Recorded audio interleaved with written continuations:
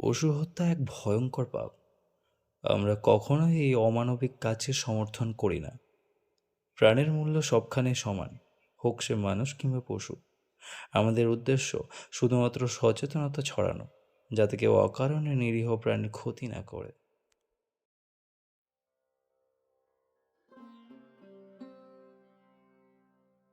শহরটা বড়, অনেক বড়, কিন্তু তার পুরনো অংশটা যেন সময়ের মধ্যে আটকে আছে। উত্তর কলকাতার সেই গলি কুপচি, ধূসর রঙের পুরনো বাড়িগুলো, খসে পড়া চুনকাম আর জানলার ধারে পুরনো লোহার গ্রিল, সব মিলিয়ে একটা চিরচেনা কিন্তু অদ্ভুত রহস্যময়তা। দিনে এখানে প্রাণচঞ্চল, রিকশার টুংটাং ঘণ্টা, বাজারে ডাকাডাকি, চায়ের দোকানে হাসি ঠাট্টা, মিষ্টির দোকান থেকে ভেসে আসা গরম রসগোল্লার গন্ধ, পাড়ার ছেলেদের ক্রিকেটের হইচই, সব মিলিয়ে এক বেঁচে থাকা শহর। কিন্তু সূর্য ডুবলেই যেন শহরের মুখোশ বদলে যায়। দুপুরের কোলাহল ধীরে ধীরে স্মিত হয়, আলো আঁধারি ছায়া গলিগুলোকে ঢেকে দেয়, দোকানপাটের ঝাঁপ বন্ধ হয়, বাড়ির বারান্দায় টাঙানো বাতি নিভে আসে একে একে, যেন শহরটা তার আসল রূপ দেখানোর প্রস্তুতি নিচ্ছে। আর মধ্যরাত পার হলেই পুরো শহরটা এমন এক নীরবতায় ঢেকে যায়, যা কানে হঠাৎ বাজতে শুরু করে।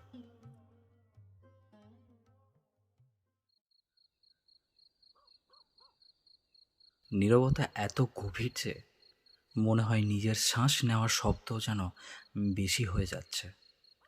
বাতাসে অদ্ভুত এক শীতলতা নেমে আসে, যেন কেউ আপনার কাঁধে ঠান্ডা হাত রাখল। রাস্তার দুপাশের গাছগুলো কেঁপে ওঠে না, তবু পাতার মধ্যে চাপা ফিসফিস শোনা যায়, যেন তারা নিজেদের মধ্যে গোপন কিছু আলোচনা করছে, যা আপনার কানে শোনা উচিত নয়। এই এলাকায় রাত 12টার পর বাইরে বেরোনো লোকজন একেবারেই ভুলে গেছে। বাড়ির দরজা জানলা শক্ত করে বন্ধ, তালা লাগানো। বাচ্চারা ঘুমিয়ে পড়লেও তাদের বাবা মায়েরা জানলার কাছে কান পেতে থাকে, যদি কোনো অদ্ভুত শব্দ শোনা যায়।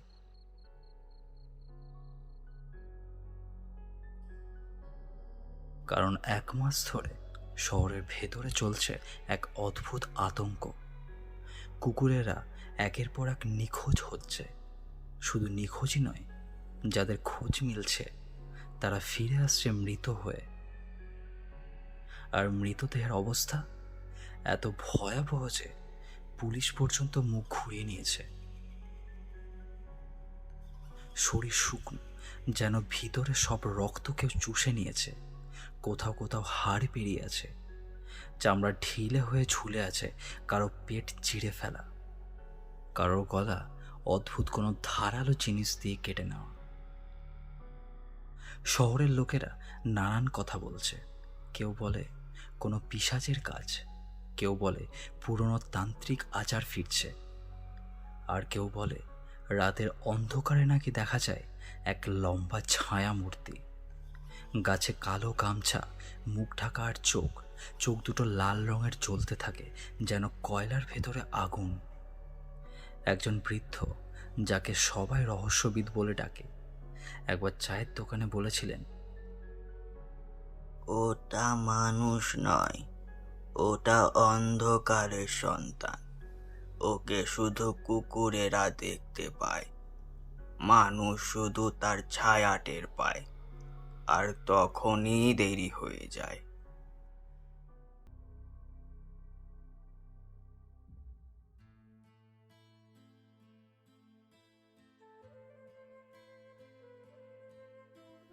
বিকেলের আলো ম্লান হয়ে আসছে ধীরে ধীরে।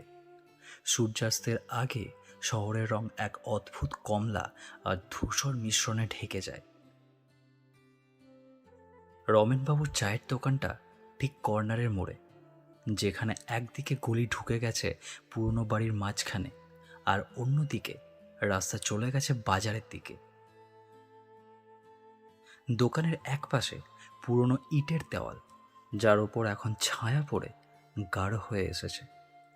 দোকানের ভেতরে ধোঁয়ার হালকা আস্তরণ, চায়ের ভাপ আর সিগারেটের ধোঁয়া মিশে বাতাসে তৈরি করেছে এক পরিচিত অথচ ভারী গন্ধ।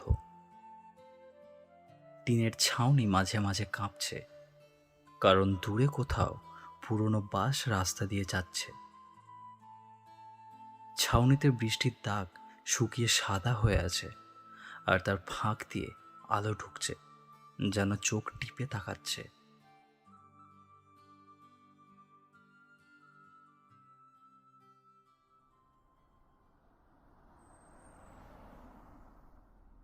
আজ দোকানে ভিড় বেশি, কেউ দাঁড়িয়ে, কেউ বসে, সবার চায়ের গ্লাসে হাত দিয়ে গল্পে মশগুল। গল্পের কেন্দ্রবিন্দু শহরের রহস্যময় কুকুরের হত্যাকাণ্ড।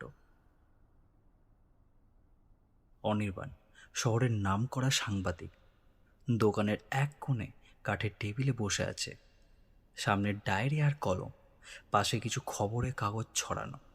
তার চোখে অদ্ভুত মনোযোগ, যেন প্রতিটি শব্দ, প্রতিটি গল্প সে মনে গেঁথে নিচ্ছে। আর তার সামনেই বসে আছেন সুভাষবাবু, সদ্য রিটায়ার্ড পুলিশ অফিসার। চওড়া কাঁধ, গাঢ় কণ্ঠস্বর, কিন্তু চোখে এখনো তীক্ষ্ণতা আছে।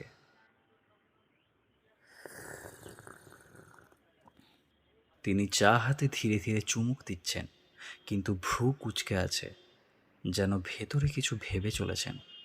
পাশে আছেন আরও কিছু নিয়মিত গ্রাহক।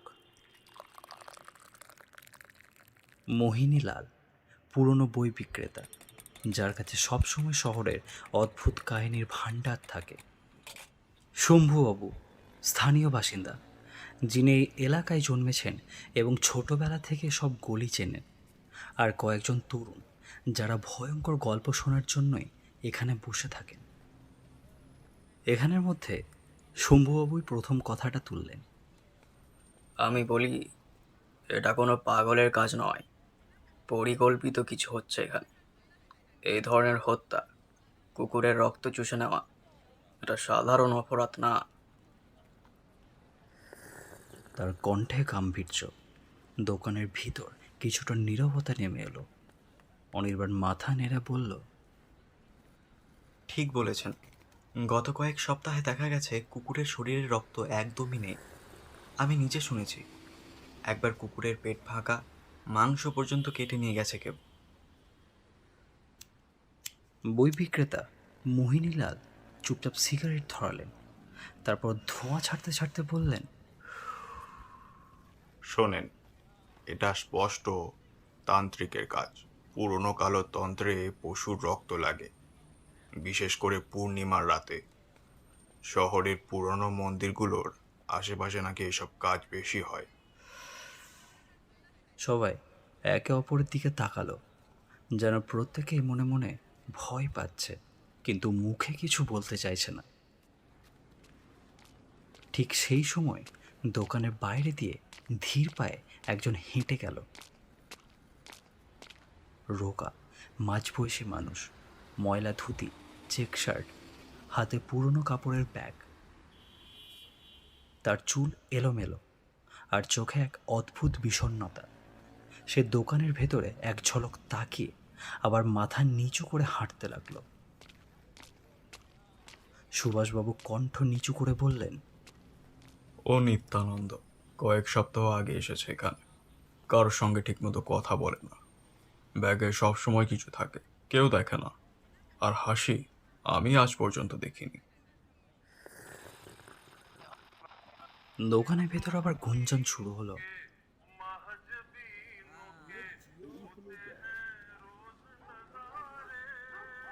দূরে হঠাৎ একটা কুকুরের ঘেউ ঘেউ শোনা গেল।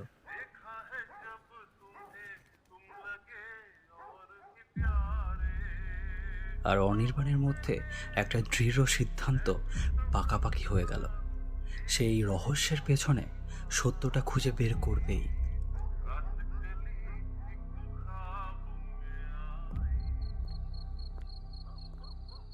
রাত 1টার নাগাদ শহর যখন গভীর নিস্তব্ধতায় শুয়ে পড়েছে, তখন অনির্বাণ একা একা গলির মোড় দিয়ে হাঁটছিল।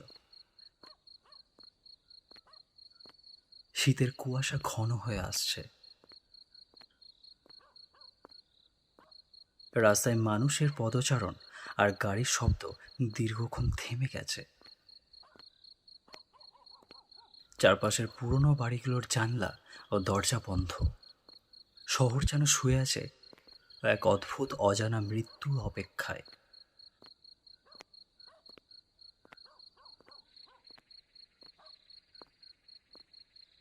হঠাৎ দূরে এক মৃদু গোঙানির শব্দ তার কানে পড়ল। ধীরে ধীরে সে শব্দের দিকে এগিয়ে গেল। একান্তে নিরিবিলি গলির এক কোণে সে দেখল একটি কালো কুকুর মাটিতে পড়ে কাঁপছে।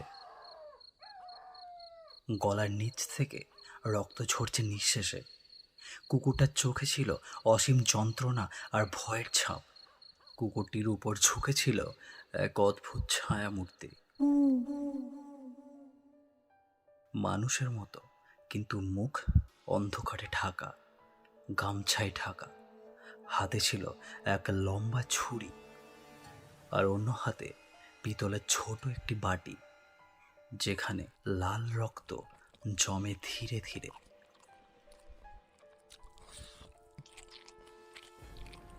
অনির্বাণের শরীর যেন জমে গেল। সে অদ্ভুত এক ভয়ের বোধ অনুভব করল। তার হৃদস্পন্দন দ্রুত বেড়ে গেল। লোকটি হঠাৎ টের পেল কারোর উপস্থিতি। সে ধীরে ধীরে মাথা ঘুরিয়ে তাকালো। মুখ ঢাকা হলেও চোখ লালচে আলোয় জ্বলজ্বল করছিল। অনির্বাণ ভয়ে পিছিয়ে যেতে চাইল।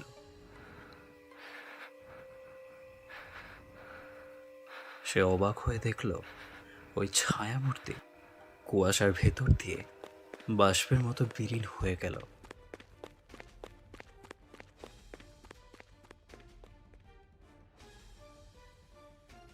এই দৃশ্য তার মনে গভীর ছাপ ফেলল। শহরের নীরব রাত্রির মধ্যে লুকিয়ে থাকার রহস্য যেন ধীরে ধীরে তার সামনে উন্মোচিত হতে লাগলো।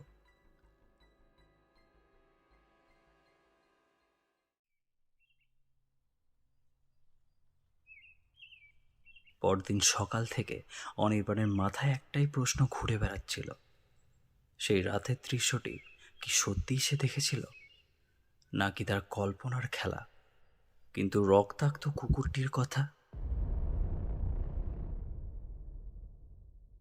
সকালে সে সরাসরি চলে গেলেন সুভাষবাবুর কাছে। সুভাষবাবু বসেছিলেন পুরনো কাঠের টেবিলের সামনে, ধূমপান করতে করতে খবরের কাগজ পড়ে যাচ্ছিলেন। সুভাষবাবু, ওই রাতে আমি গলিতে গিয়েছিলাম। দেখলাম এক ছায়ামূর্তি রক্তাক্ত কুকুরের উপর ঝুঁকে আছে, ছুরি হাতে আর পিতলের বাটিতে রক্ত জমাচ্ছিল। তারপর সে হঠাৎ করে আমার দিকে তাকিয়ে গেল, চোখগুলো লালচে। সুভাষবাবু চোখ বড় করে তাকালেন। এটা তুমি কি বলছো নির্বাণ? সত্যি তুমি দেখেছো? তাহলে এটা তো খুবই ভয়ঙ্কর, কিন্তু আমাদের কাছে প্রমাণ ছাড়া কেউ তো বিশ্বাস করবে না। আর রাতের বেলা একা ঘুরে বেড়ানো তো বিপদসীমার বাইরে। আমি সন্দেহ করছি ওই নিত্যানন্দ কিছু করেছে। তার ব্যাগে সব সময় কিছু ঢেকে থাকে, কেউ খুলে দেখে না। সুভাষবাবু মাথা নেড়ে বললেন,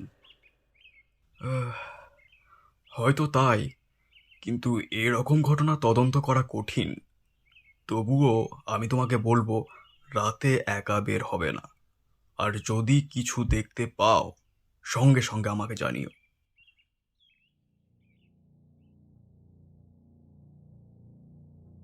শহরের উপর যেন এক অদৃশ্য ছায়া নেমে এসেছে।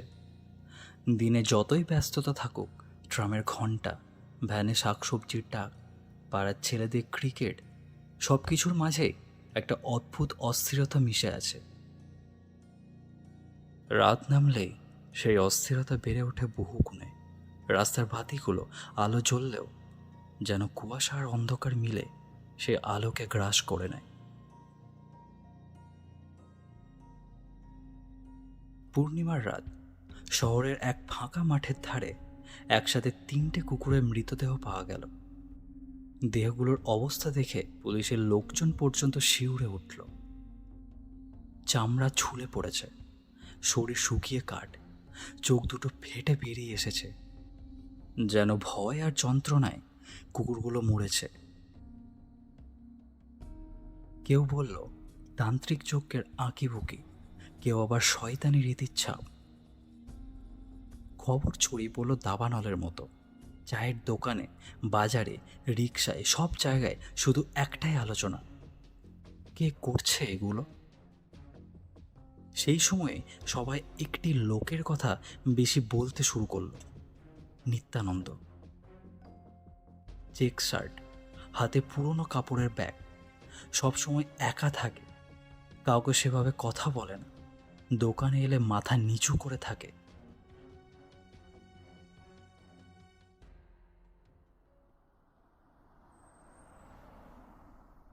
রঞ্জিত বাগচি, যিনি এলাকার একমাত্র দুধওয়ালা, তিনি একদিন চায়ের দোকানে সরাসরি বলে বসলেন, আমার চোখে দেখেছি ওই নিত্যানন্দ গভীর রাতে গলির মোড় ঘুরছিল। হাতে ওর পুরনো ব্যাগ, কি আছে ভেতরে কে জানে। নিশ্চয় ছুরি টুরি লুকিয়ে রাখে।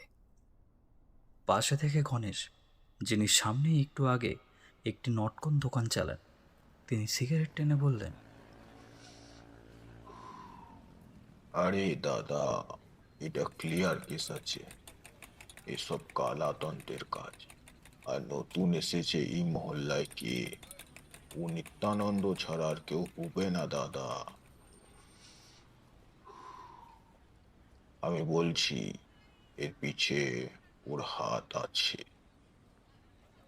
দোকানে বসা অন্য গ্রাহকরাও মাথা নেড়ে সমর্থন করল। কিছু তরুণ ছেলেপুলেও ফিসফিস করে বলছিল, উচিত, তবেই সত্যি ধরা পড়বে। ঠিকই বলেছিস, না হলে এটা ওই করছে, আমারও তাই মনে হয়।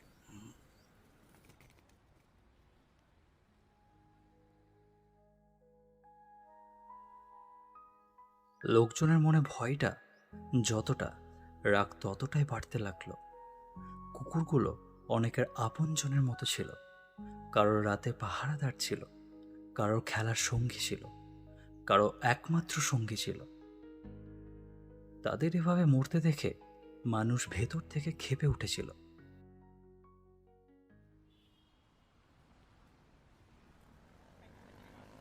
সুভাষবাবু বললেন, নিত্যানন্দকে আমি বিশ্বাস করি না।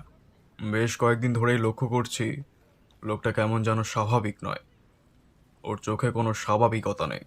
ওই দৃষ্টি যেন লুকিয়ে আছে অনেক কিছু। খবরটি ছড়াছড়ি হতেই শহরের বাচ্চাদের পর্যন্ত ভয়ে ওকে দেখে গা শিউরে উঠত। কারোর সঙ্গে কথা বলার আগে তারা দৌড়ে সরে যেত। তবে নিত্যানন্দ এসবে পরোয়া করল না। সবাই যখন ওর দিকে আঙুল তুলছে, নিত্যানন্দ তখনও কাউকে কিছু বলেনি, চুপ করে রইল সে। দোকানের পাশ দিয়ে গেলে লোকেরা থেমে তাকাতো, কেউ ফিসফিস করত, কেউ আবার সরাসরি গাল দিত। শুয়োরের বাচ্চা যাচ্ছে দেখ, সারাদিন রাত গরুকে মারছে, হারামজাদা।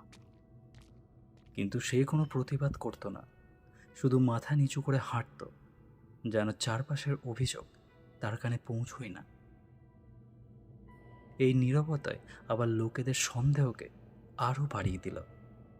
সবাই ভেবেই নিল ওই খুনি।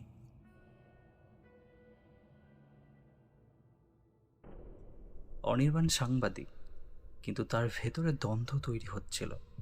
সে কি সত্যিই বিশ্বাস করবে যে নিত্যানন্দ এই বিভীষিকার মূল, নাকি এই নীরব মানুষের পেছনে অন্য কোনো গল্প লুকিয়ে আছে? সন্দেহ আর আতঙ্কে গোটা শহর যেন এক ভয়াল অপেক্ষার দিকে এগোচ্ছিল। লোকেরা প্রতিদিন ভাবছিল আজ রাতে আবার কটা কুকুর মরবে, আর সেই সময় আতঙ্কে নিত্যানন্দের ছায়া আরো ভারী হয়ে ঝুলে থাকছিল শহরের সবার মনের ভিতরে। রাত তখন প্রায় 12টা। চাঁদ মেঘের আড়ালে ঢেকে গেছে, গলিগুলো আরো অন্ধকারে ডুবে আছে। কুয়াশার চাদর বসেছে, যেন শহরের শরীর জড়িয়ে নিয়েছে ভয়ালো পর্দায়। ঠিক সেই সময় এক গলির মোড়ে কয়েকজন মানুষ হঠাৎ নিত্যানন্দকে দেখে ফেলল। সে ধীরে হাঁটছিল, মাথা নিচু, কাঁধে তার পুরনো কাপড়ের ব্যাগ। বাইরে থাকার এর চেয়ে খারাপ সময় আর হয় না। লোকজন একসাথে চিৎকার করে উঠল।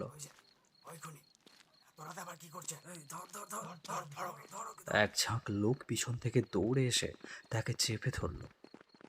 তাদের মধ্যে সামনে থেকে একজন বলল, এই বেটা, এই এই এই তুই এত রাতে কি করছিস রে? এই নিত্যানন্দ চমকে উঠল, ভয়ে কাঁপতে কাঁপতে বলল, না, না, আমি কিছু করিনি।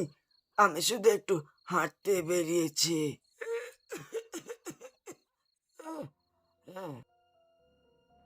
কিন্তু কেউ শুনল না তার কথা।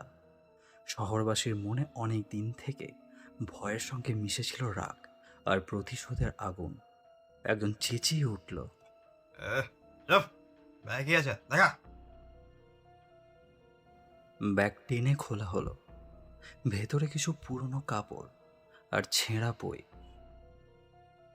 কিন্তু তখনও কেউ বিশ্বাস করল না। তারা ভেবেছিল এগুলোই আসল প্রমাণ লুকোনোর চালাকি। চালাকি চালাকি করছিস আমাদের সাথে?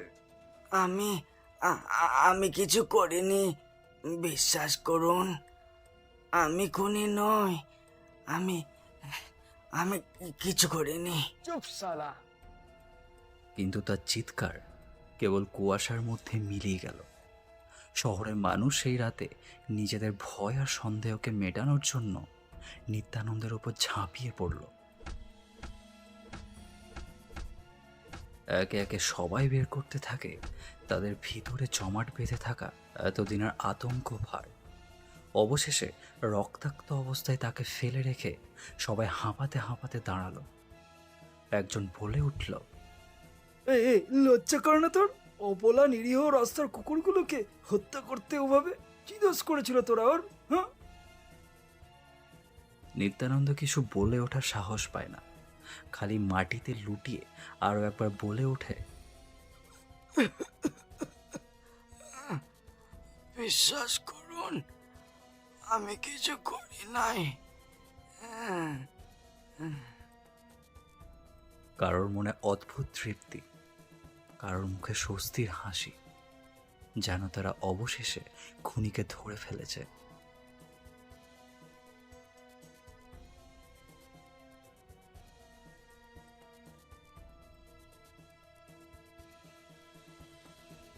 সেই রাতে শহরে আর কোনো ঘটনা ঘটল না। মানুষজন ভেবেছিল সব শেষ, খুনিকে হাতে নাতে ধরা হয়েছে।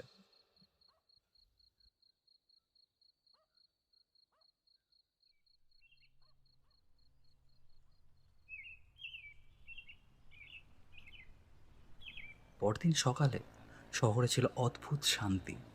চায়ের দোকানে সবাই গর্ব করে বলল, কাল কাজটা সেরে ফেলেছি। নিত্যানন্দই খুনি ছিল, ওকে ধরা হয়েছে, তাই এখন শহর নিরাপদ। কেউ কেউ আরো এগিয়ে বলল, এ ওর বিচারের দরকার নেই। ও যা করেছে না তা সাজাও পেয়েছে। সুভাষবাবু কিছু বললেন না, খালি গরম চায়ে একবার চুমুক দিয়ে বলে উঠলেন। বাহ। অনির্বাণ মাথা নামিয়ে গাম্ভীর্য গলায় বলে উঠল, কিন্তু সে কেনই বা এতগুলো রাস্তার কুকুরকে ধরে খুন করলো ওরকম ভয়ানকভাবে? লোকটা কি আদৌ সুস্থ মস্তিষ্কের মানুষ?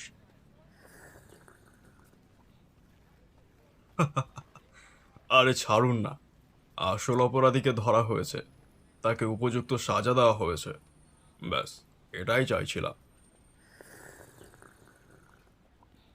পুলিশ তো এতদিন অবধি আসল ভিকটিমকে ধরতেই পারেনি। বলুন, পেরেছে? এরপর হালকা অহংকারের সুরে নিজে থেকেই বলে উঠলেন, অবশ্যই। আমি যতদিন কাজ করেছি এসব নোংরামো শহরে কোনোদিন হতে দিইনি। কিন্তু শহরবাসীর সেই বিশ্বাস ভেঙে চুরমার হতে বেশি অপেক্ষা করতে হলো না।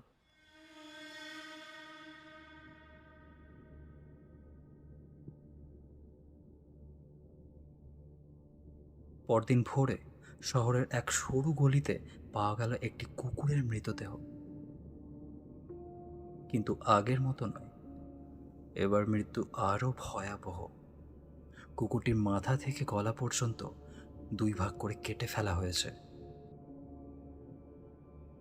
শরীরের ভেতর থেকে মাংস টেনে বের করা হয়েছে, রক্ত জমে গেছে চারপাশে, যেন কেউ পাগলের মতো প্রতিটি টুকরো মাংস ছিঁড়ে ছিঁড়ে খেয়েছে। দৃশ্য দেখে উপস্থিত সবাই চিৎকার করে পিছিয়ে গেল। কারোর পেটের ভেতর হঠাৎ মোচড় দিয়ে উঠল, কেউ বমি করে ফেলল।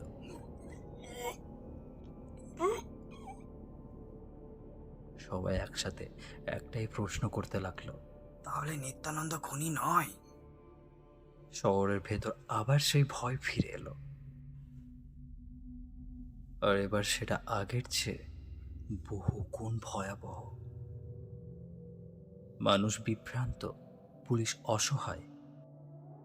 এই সময়ে অনির্বাণ সিদ্ধান্ত নিল সে আর চুপ করে বসে থাকবে না।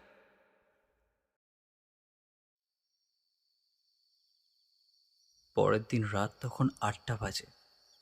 অনির্বাণ আজ নিজের কাজ সেরে ফেলেছে তাড়াতাড়ি। এবার ডিনার সেরে সে ঘুমিয়ে পড়বে। ডিনার সেরে সে ছাদে পায়চারি করছিল। হঠাৎ তার সামনের অন্ধকার গলি থেকে শুনতে পেল একটা কুকুরের বাচ্চার আর্তনাদ। বাচ্চাটার আর্তনাদ শুনে যেন মনে হয় কোনো মৃত্যুর আগে কেউ প্রাণ ভিক্ষা করছে। অনির্বাণ নিজেই মনেই বলে উঠল, ইস, এই বাচ্চা কুকুরটাকে মনে হয় মেরে দিচ্ছে ওই খুনিটা। হে ভগবান! হঠাৎ তারপরেই সেই অন্ধকার থেকে শুনতে পেল কেউ একজন খুব আস্তে আস্তে কিছু একটা বলছে।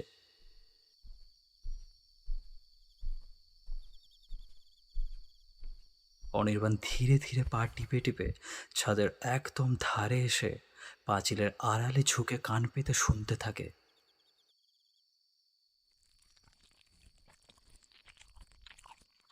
বাবুকে খেলি, আমিও তোদের সবাইকে খাবো।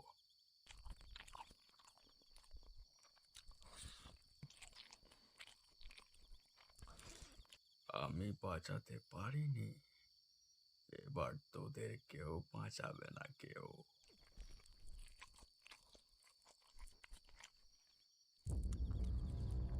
ঠিক এই সময় অনির্বাণ থমকে দাঁড়িয়ে গেল। বাবুকে খেলি। এ কি শুনছেও?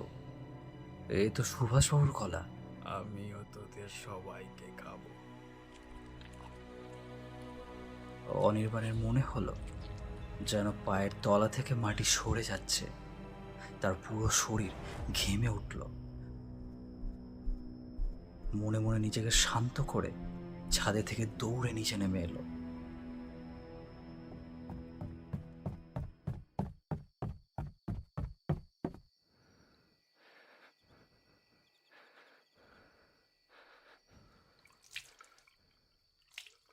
চোখ মুখে জলের ছিটে নিল। একটু পর নিজেকে স্বাভাবিক করে অনির্বাণ ঠিক করল, না, এই খুন আর হতে দেওয়া যায় না। ঘড়িতে তখন রাত 9টা বাজে। যত তাড়াতাড়ি সম্ভব প্যান্ট শার্ট পরে ঘরের দরজায় তালা দিয়ে সে সরাসরি সুভাষবাবুর কাছে গেল।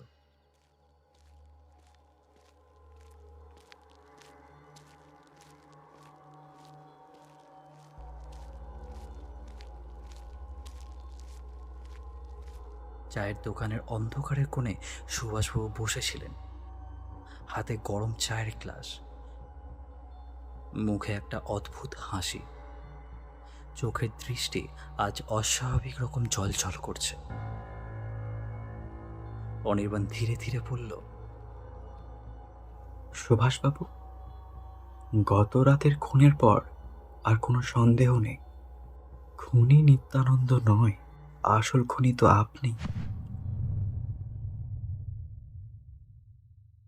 দোকান হঠাৎ নিস্তব্ধ হয়ে গেল।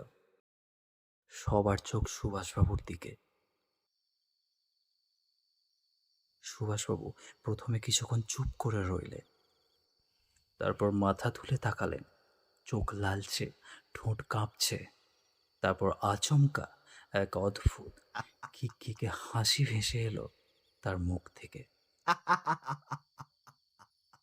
হ্যাঁ, আমিই করেছি।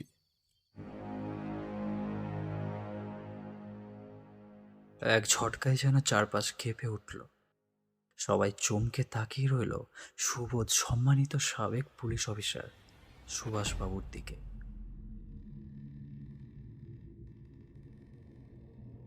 সুভাষবাবু চায়ে একবার চুমুক দিয়ে মুখে কণ্ঠ ভারী করে বলতে শুরু করলেন, অনেক বছর আগে আমার জীবন ভেঙে গিয়েছিল। বিয়ের পর আমার একমাত্র ছেলে ছিল, আমার চোখের মণি, আমার বাবাই। সে আমার সব কিছু ছিল। মাত্র 5 বছর বয়স হবে, একদিন সে রাস্তায় খেলছিল। হঠাৎ করে দূর থেকে এক খ্যাপা কুত্তা এসে তাকে সোজা গলায় কামড়ে ধরে। আশেপাশে কেউ ছিল না। আমার বাবু ঘন্টার পর ঘন্টা রক্তক্ষরণে পড়েছিল। যখন আমি খবর পেয়ে দৌড়ে পৌঁছাই, তখন আর কিছু করার ছিল না। বাবু রাস্তায় পড়ে থেকে মারা গেল। চায়ের দোকানে সবাই লক্ষ্য করলো তার চোখ থেকে জল গড়িয়ে পড়ছে, কিন্তু কণ্ঠে এখন এক বিভীষিকাময় রাগ, আর ঠোঁটের কোণে লেগে আছে একটা মুচকি হাসি। সেদিন থেকে আমি কুকুরদের ঘৃণা করি। আমি শপথ নিয়েছিলাম এক এক করে প্রতিটা রাস্তার কুকুরকে আমি শেষ করব। তাদের গলা ছিঁড়ে খাবো, তাদের রক্ত খাবো, যাতে আমার বাবু যেখানে আছে হাসতে পারে। হ্যাঁ, আমি খাই, কাঁচা মাংস চিবিয়ে চিবিয়ে খাই। তাতে আমার বাবু খুশি হয়, তাতে আমি শান্তি পাই। সুভাষবাবুর মুখে ভয়ঙ্কর উন্মাদের হাসি, তার দাঁত লাল হয়ে আছে, যেন সবে কাঁচা মাংস চিবিয়েছে। চায়ের দোকানের ভেতর সবাই ভয়ে স্তব্ধ হয়ে গেছে। কেউ নড়ছে না, কেউ চিৎকারও করতে পারছে না। তিনি এক হাতে টেবিল চাপড়ালেন, কণ্ঠে গর্জন, আর বললেন, তোমরা বুঝবে না, এটা খুন নয়, এটা ন্যায্য প্রতিশোধ, আমার বাবুর রক্তের প্রতিশোধ। অনির্বাণের শরীর কেঁপে উঠেছে, কিন্তু সে চোখ সরালো না। সে বুঝল সুভাষবাবু আর সুস্থ মস্তিষ্কে নেই। তার প্রতিশোধের নেশায় তাকে খুনি বানিয়েছে। চায়ের দোকানের ভেতর ভয় আর আতঙ্কের শীতলতা নেমে এলো। লোকেরা সবাই নিঃশব্দে হাঁ করে তাকিয়ে রইল একজন সম্মানিত পুলিশ অফিসারের মুখের দিকে। বুঝতে কারোর অসুবিধা নেই, তিনি একজন অসুস্থ মস্তিষ্কের মানুষ।